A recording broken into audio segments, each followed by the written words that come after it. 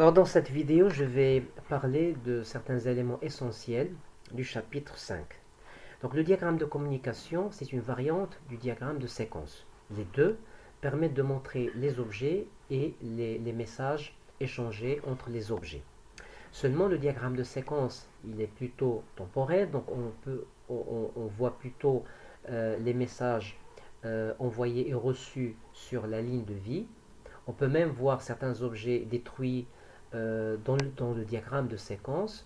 Donc c'est intéressant par rapport à l'évolution des objets et des messages dans le temps. Tandis que le diagramme de communication c'est plutôt axé sur l'espace. Donc on voit les différents objets et acteurs qui communiquent.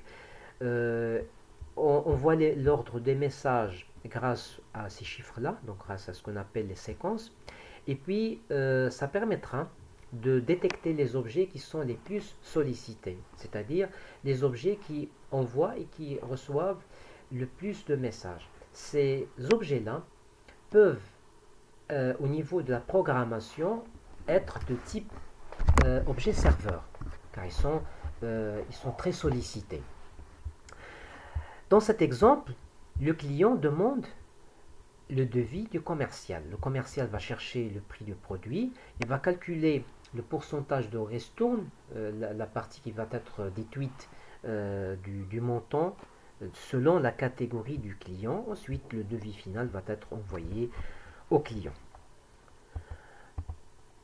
Alors, certaines choses aussi qui peuvent être rajoutées. Là, nous avons deux messages.